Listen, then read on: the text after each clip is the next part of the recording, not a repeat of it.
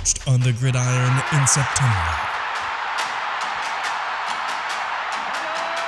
Perfected in the magic of March. For the fans who love the crunch of the pads, prefer a dunk, and expect nothing but the best.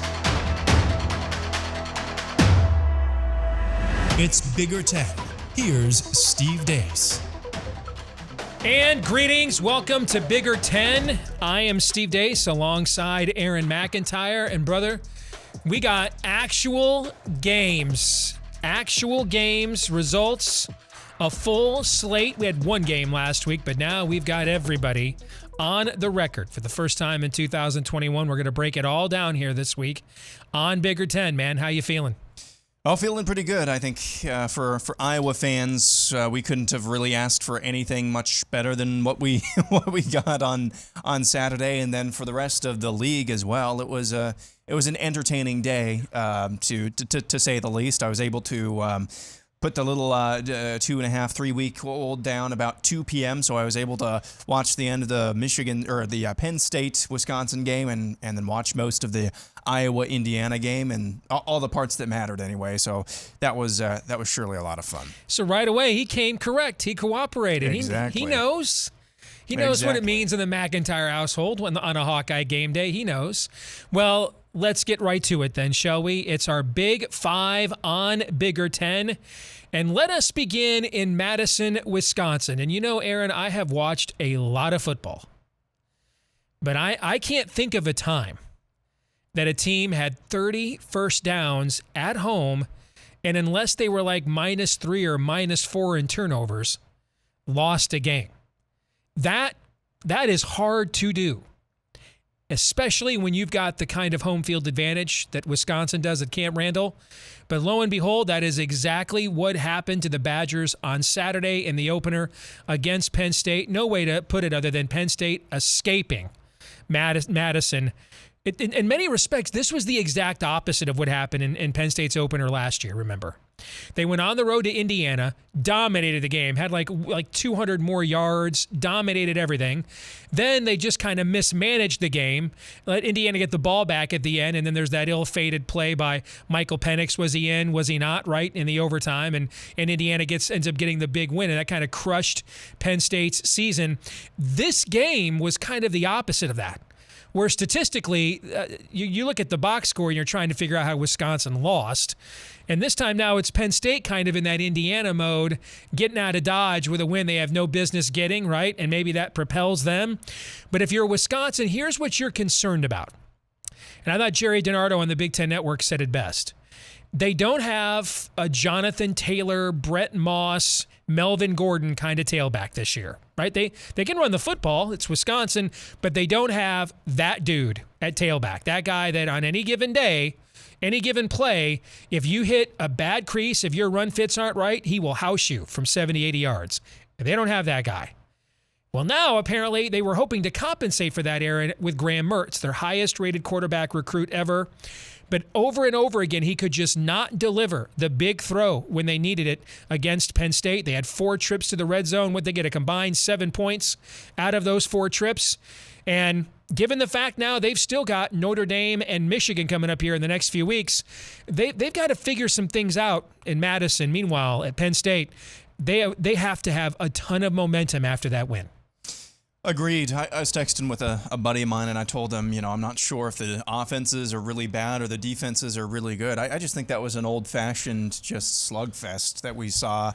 I will say, though, a few years ago, back in 2015, 2016, if you come into Camp Randall Stadium and you're not just light years beyond where Wisconsin is, which is hard to do because they're an upper echelon program in the Big Ten, it's really, really, really, really difficult to win there. You usually have to count on a singular critical mistake for you to win, or a combination of them. Usually it's just one because they don't make very many mistakes up there.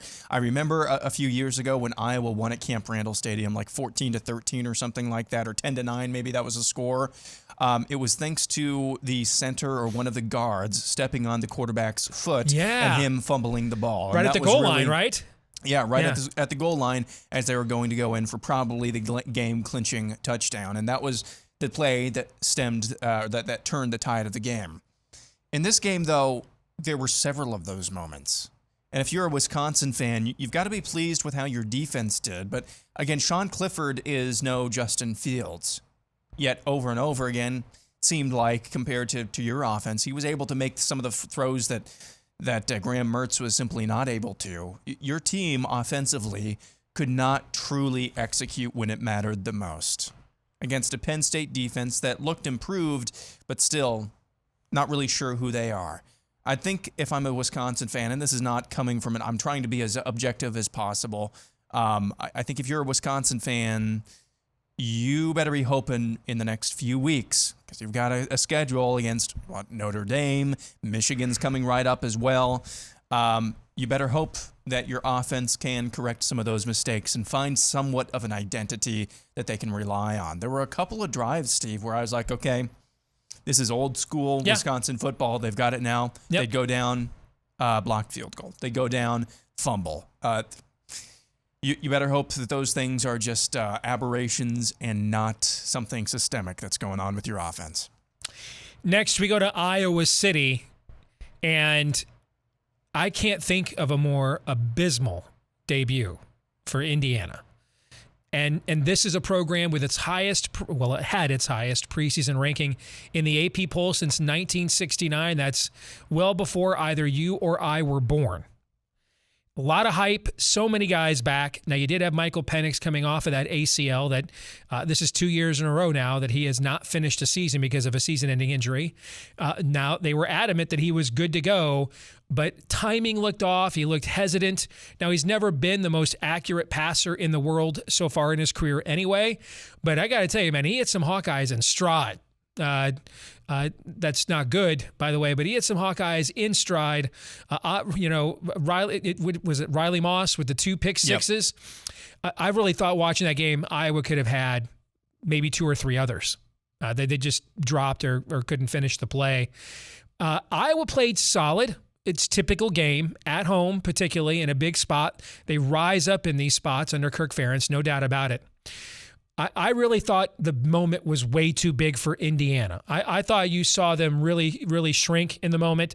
And when things got, kind of rolling downhill right away, you saw Tom Allen kind of try to do what worked so well, really for the last couple of years, his sort of more of a tough love version of PJ Fleck, but that level of energy and stuff on the sidelines. And that team just kind of looked really zombified to me. Iowa came out, said, hey, we're used to playing in big games like this. We're ready for you. Punch them in the mouth right away. And, I thought of the great Mike Tyson line watching Indiana. Everybody has a plan until they get punched in the mouth. Iowa came out, punched Indiana in the mouth, and they had a standing 8 count from the first round on. They just never really got their bearings or sea legs. They were never really in this fight. Yeah, and, after cautioning Wisconsin fans or being concerned about, the way their offense played after 1 week, I will say this, though, about both Iowa and Indiana. Because of the way that game started out, it was less than 3 minutes into the game, and Iowa was up 14-0. I'm not really sure in that circumstance how much you can really learn about either one of these teams, because at that point, and then as the first half wound on, the game plan really kind of goes, offensively kind of goes out the back. I mean, if you're Indiana, you're passing all the time. If you're Iowa, you're by and large trying to run it, maybe get some more experience for Spencer Petras. But for Indiana, though, there's the yips and then there's yikes. And for Michael Penix, those were a lot of yikes because there was one other interception that was called back. They had 3 on the day, I think. They should have had at least 4, and then others that you mentioned that they just dropped or couldn't hold on to. That was not a good start whatsoever. Iowa does have it's billed as one of their best secondary units in quite a few years. Yeah. But at the same time, any secondary is going to be looking good when you're throwing the ball right at their numbers. I mean, you're talking about, other than Chris Olave, Ty Freifogel, probably the best receiver returning in the Big Ten. Peyton Hendershot is up there amongst the best tight ends returning in the Big Ten. These guys just were not factors. Just completely taken out of the game. And it certainly looked to me like Michael Penix was not ready for this moment coming off that knee injury. And if you go into Iowa City, particularly at night, but in any environment, you go into Iowa City and you have a quarterback that is shaky, that cannot stand there and cannot deliver a throw, cannot deliver a first down with his legs on a key third down conversion. I think of Sean Clifford did that to y'all to death a couple of years ago in Iowa City, if I remember right. But if you don't have that, man, you go into that stadium with that crowd with a shaky quarterback, and the way that they disguise coverages, the way they execute on that side of the ball. I mean, we have had Iowa among the nation's leaders in interceptions for how long now, Aaron? How many years? You go into that environment and your quarterback is not playing sharp, you will get your pants pulled down. And that is exactly what happened to Indiana. And now you wonder, a little bit about the psyche of that team. Now, maybe it's one of the best things for them. Maybe they kind of go back to being the eye of the tiger kind of thing and chip on your shoulder. They're out of the national conversation for the time being. Maybe that's the best thing for them. Maybe they're kind of staggered a little bit. I guess we find out as time goes on. All right, let's talk Northwestern. So Northwestern won the Big Ten West in 2018. Then went to last place in 2019, then won the Big Ten West again last year in 2020. But could they be heading back to last place, the Fighting Pat Fitzgeralds? If I would have told you before the game against Michigan State, Aaron, all right, if I would have told you that given Northwestern's shaky quarterback situation with Hunter Johnson, he would have thrown for 275 yards and 3 touchdowns. What do you tell me? What do you think wins that game? Northwestern at least like 20-3, something like that. Some crazy score with their defense. That's exactly what happened, except they lost in a game and they were never even in it. The very opening play of the game with Kenneth Walker, the underrated transfer from Wake Forest for Sparty, a really bad run fit by Northwestern. No gap control whatsoever, no contain on the outside. I mean, he looked like a high school running back where he's just, bigger and faster than the other school's kids. So he just runs to the sideline and outruns them to the outside, and then it's off to the races. From that point forward, it was an absolute blitzkrieg by a Michigan State program with over 40 new players when you count transfers in and out, as well as the incoming recruiting class. Northwestern, we didn't really talk a lot about the loss of Mike Hankwitz, their celebrated defensive coordinator, because the head coach is a defensive guy, right? But my, oh my, if I'm a Northwestern fan, I'm not so much worried about that game because we lost. We were only about a field goal favorite. If it was 20-16, 21-17, something like that, at least I know we're still playing our style of football, right? It's the fact we were never even in the game against a team with a win total of 4.5. I think that's a very ominous sign for Northwestern. I just took it for granted that their defense would at least be stingy, that their defense would at least be above average, and that was just not the case. Even on the ground, if you can't stop the run against a team like Michigan State, and who knows, they may be on the uptick, but if you can't at least stop the run somewhat consistently, and then you've got questions on offense as well. I mean, you're bruising for a cruising, or you're cruising for a bruising, I should say. And I was less concerned about what we saw Northwestern offensively. I was more concerned about their defense, because that's always been their calling card under Pat Fitzgerald. And to see them just get gashed by Michigan State, that should be a yo moment. Maybe they can make some improvement here in the next couple of weeks before conference play starts for good. They're going to need to make a lot of improvement after what we saw on Friday night. So let's do it. It's a tried and true tradition, unlike any other in college football. Complete and total overreactions after week 1, because we don't have any preseason. So this is the first time we see these teams in 9 months after all the hype and buildup and analyzation. So let's just completely overreact. This is how I would power rate Big Ten teams after the action in week 1. Of course, Ohio State is a no-brainer at number 1. Penn State, I think, is probably a no-brainer at number 2 by virtue of winning on the road in Madison. I think Iowa. I think those 3 teams after week 1 are just no-brainers. And then I think it gets a little bit more it gets a little bit murkier from there. I've still got Wisconsin 4th, just because, the last couple of years against Wisconsin, they have absolutely humiliated Michigan. So for me as a Michigan fan, I have to actually see that we're competitive with them before I put us ahead of them. But I do have Michigan next. I've got Maryland 6th after that nice win. An underrated win against West Virginia. I've then got Sparty going on the road to Northwestern 7th, followed by the Hoosiers. Then Minnesota, who, of course, have lost Mohamed Ibrahim by far. I mean, their best offensive player. He's really the straw that stirs the drink there for the Gophers. He's lost for the season. I've got Purdue, who held on against Oregon State. Rutgers, who put up 61 points despite not even having a 1 yard per play advantage in the game against Temple. I don't know that I've ever seen that. I don't know if I've ever seen a team win 61-14 with a 0.5 yards per play advantage. That tells you that Temple made a lot of mistakes that Rutgers capitalized on. Illinois with a soul-crushing loss to Tennessee San Antonio, if you have an Illinois over the win total ticket, as I do.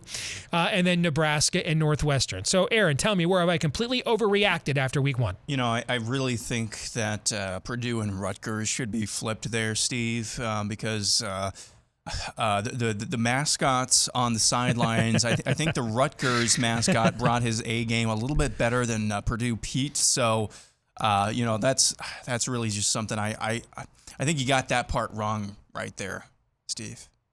I'm sure you love it. I did. When people I dissect the 9th and the 11th. Yes.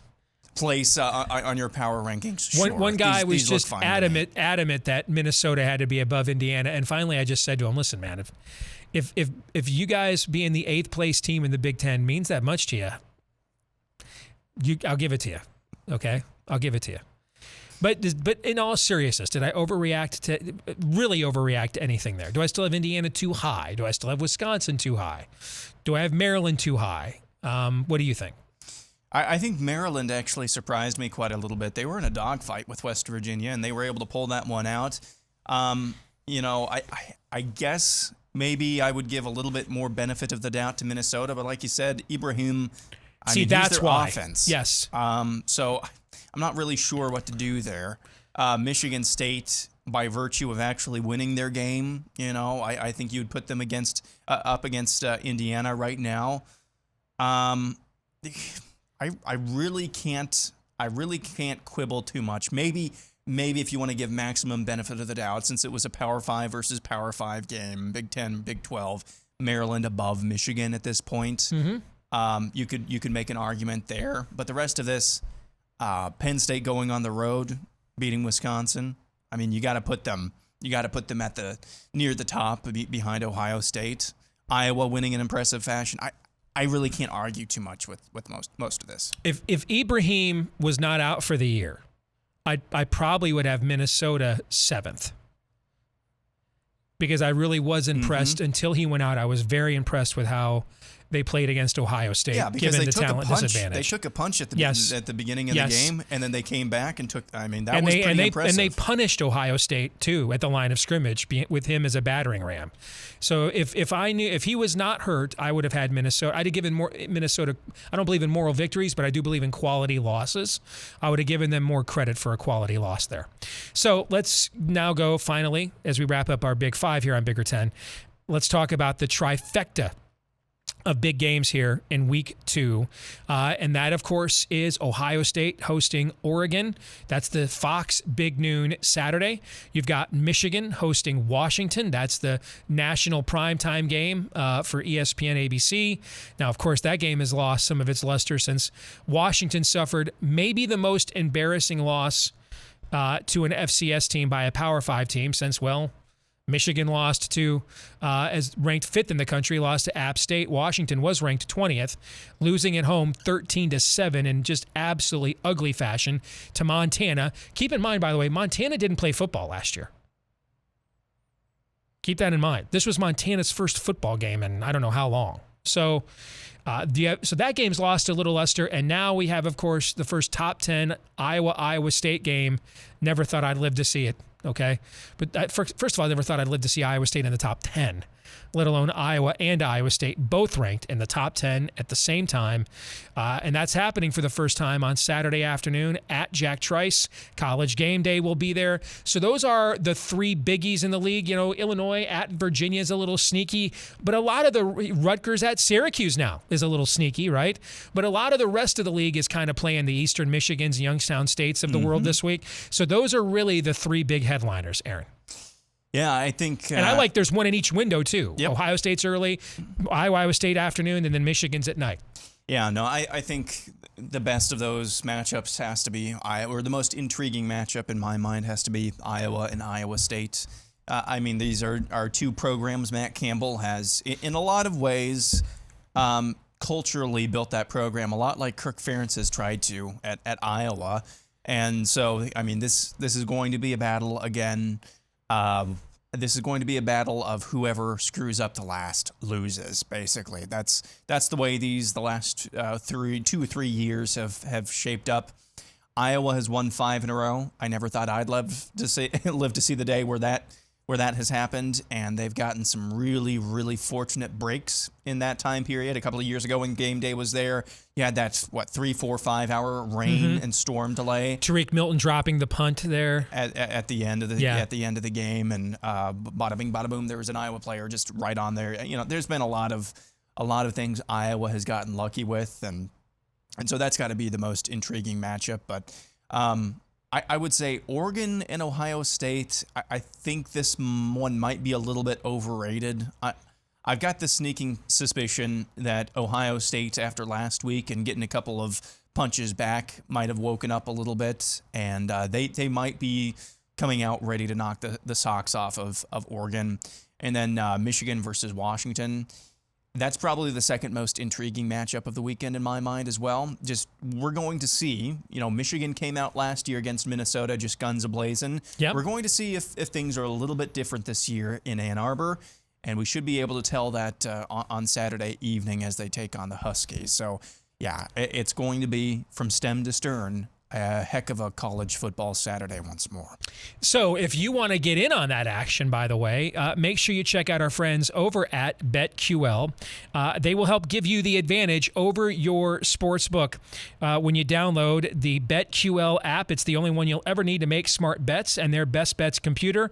Its model scans over 350,000 unique best bets per year to give you a best bet recommendation for every game across all major sports, including college football. And their model covers everything from spreads to over-unders and even player props. And what I love, too, is they give you the sharp data, the sharps, the people that do this for a living. They let you know where the pros are backing which side, too. And you get all the latest on line movements, injuries, and more. So if you want to head to the App Store or the Google Play Store now to download BetQL, do that. Or you can just go online to try.betql.co/10. That's the word 10, by the way. Try.betql.co/10 to get started now. And when you get to the payment checkout, make sure to enter the discount code 10 to get 25% off any of their subscription offerings. Again, enter the discount code 10 at payment checkout for 25% off any of their subscription offerings when you go to try.betql.co/10. And make sure to check out their BetMGM offer as well in the description of this video to receive a free year of BetQL. Don't miss out on the chance to beat your sportsbook this football season.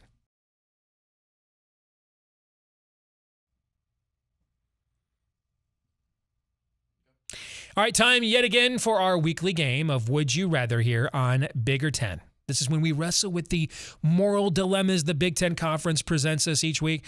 Aaron, we start with you. Would you rather be holding an Illinois over 3 or a Northwestern over 6.5 preseason win ticket total right now?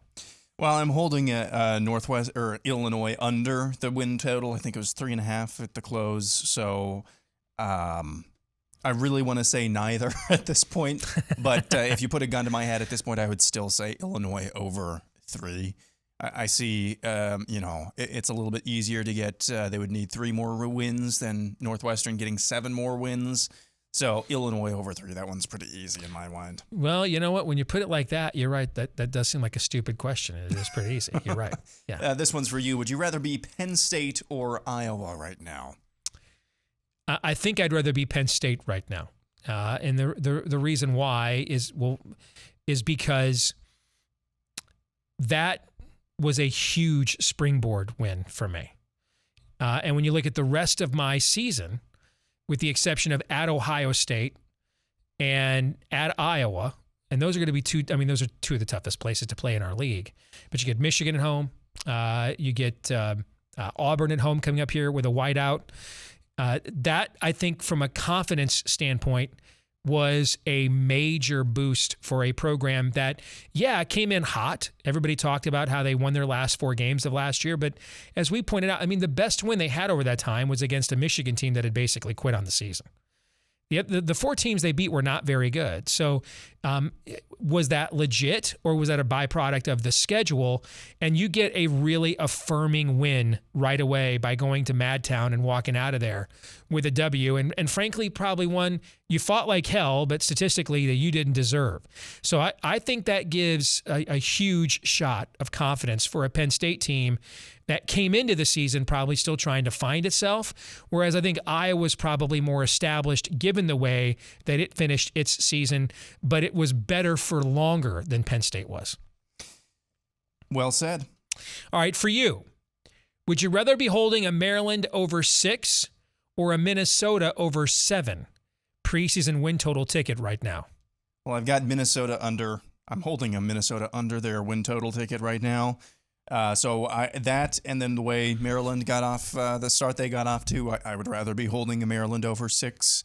Now, it's a little bit different since they play in the division that they do, but that was a pretty promising start, all things considered, for Maryland. So over 6, again, the path to get to 7 wins there is a little bit easier at this point than it is for Minnesota. Okay. Final one is for you. Would you rather take Oregon money line or Iowa minus 7.5?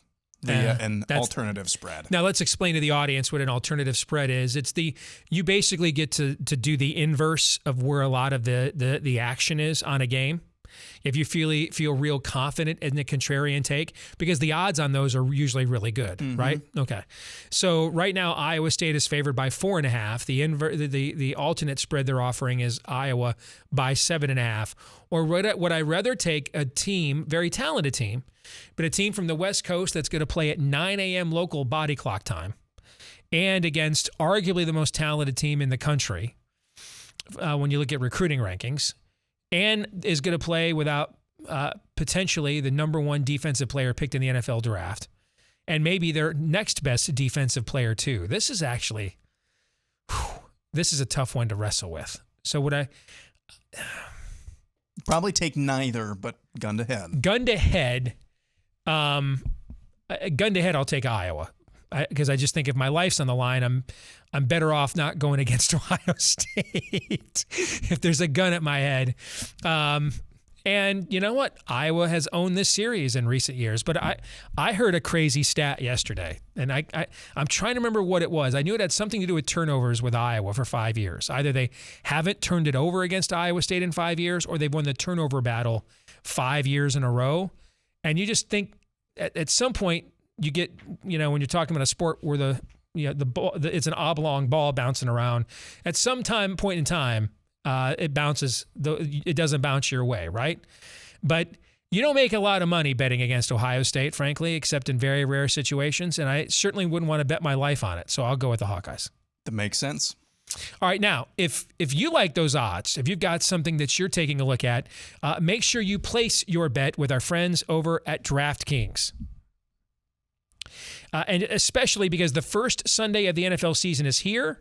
And DraftKings is exactly where you want to go as the official sportsbook for the National Football League. They are the official sports betting partner of the NFL. And right now, take advantage of their deal. They're giving all new customers a can't-miss offer to celebrate the return of pro football. Bet just $1 on any game this weekend, and you'll receive $200 in free bets instantly, no matter what. That's right. DraftKings Sportsbook is giving all new customers $200 in free bets instantly when they bet at least $1 on any football game. Remember, DraftKings, safe, reliable, and secure, making it easy for you to deposit and withdraw your money at your convenience. So download the DraftKings Sportsbook app now and use promo code BIGGER10 to receive $200 in free bets when you place a $1 bet on any Week 1 game. Again, that's promo code BIGGER10 to get your free $200 in free bets instantly this week at DraftKings Sportsbook. Now, remember, if you or someone you know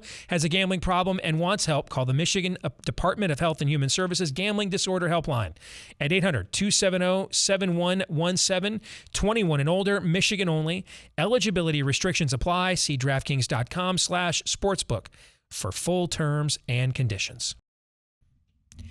This week's Twitter poll results, we asked you which team that lost its Week 1 Big Ten game is most likely to bounce back and still be a factor in the conference race. Now, I don't think either one of us are surprised.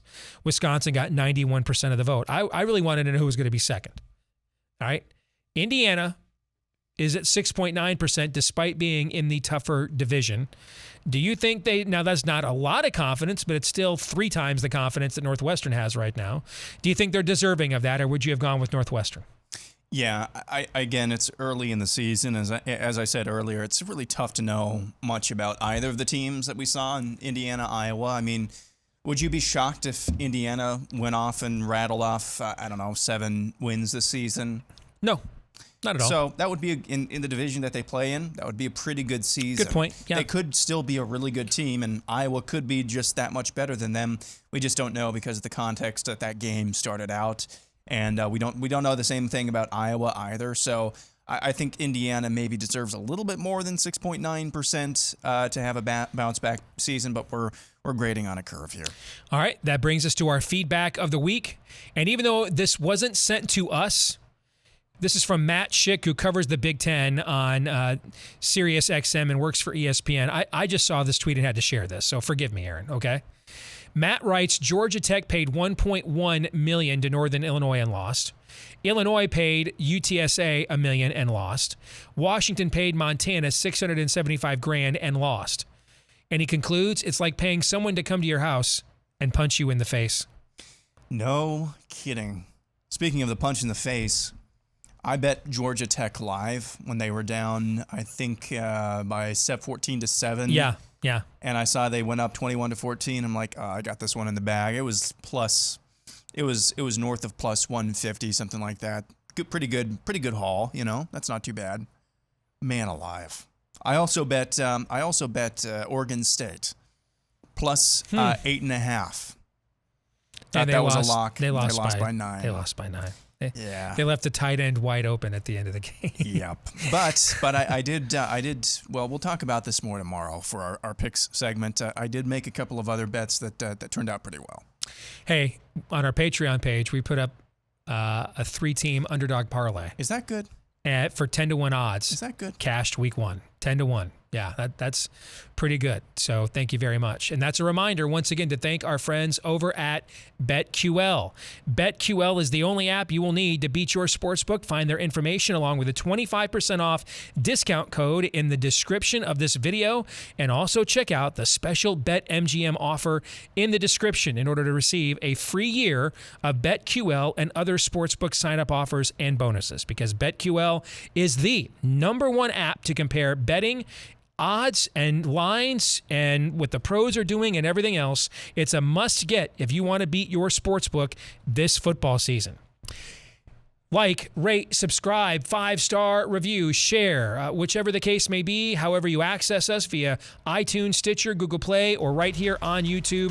Thanks to all of you that have done those things for us already. Don't forget to follow us on Twitter at Bigger10 to keep updated on what we think about all things Big Ten and more in between episodes.